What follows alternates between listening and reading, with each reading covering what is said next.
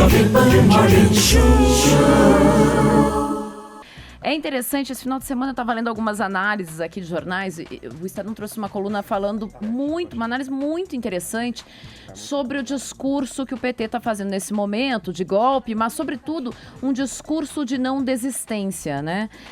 No dia 11 de abril, o Lula fez um discurso na Lapa dizendo que ia convocar os movimentos sociais, a militância, a não desistir, e inclusive invocando aquele slogan que a gente ouvia lá no primeiro governo dele, naquela campanha Sou Brasileiro, Não Desisto Nunca, né? Que era um slogan que, segundo o Gushken, que era lá secretário de comunicação na época, né? Disse que foi criado para elevar a autoestima do brasileiro, né?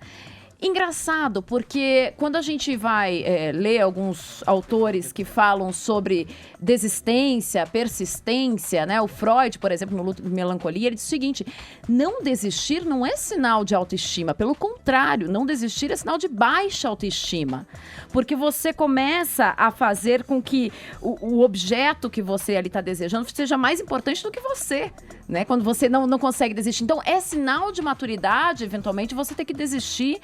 Você insiste em coisas que são boas para você, que são possíveis para a nação, mas é sinal de maturidade em alguns momentos você desistir. Mas o signo que a presidente deixa claro, que quer deixar para a história, ela fala, eu não vou renunciar, porque se eu renuncio, eu coloco um pano em cima desse processo todo e tiro a evidência do que ela chama e defende como golpe. Claro. Agora, em termos de nação e de estadismo, assim falando, vale lembrar, por exemplo, o discurso que o Al Gore fez quando ele perdeu para o Bush, e que ele não perdeu, né, em tese, porque na verdade o Al Gore tinha ali mais de 500 mil votos a mais do que o George Bush, mas isso foi para uma judicialização e na Suprema Corte ele perdeu.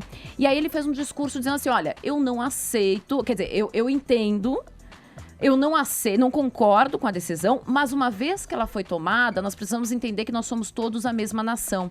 Então eu vou respeitar essa decisão e desejar que quem venha faça um bom governo, porque todos nós estamos juntos. E mais importante, é o que se espera de um estadista. E mais importante que isso, o discurso de renúncia do Nixon, de 8 de agosto, tem um termo que a Dilma devia seguir.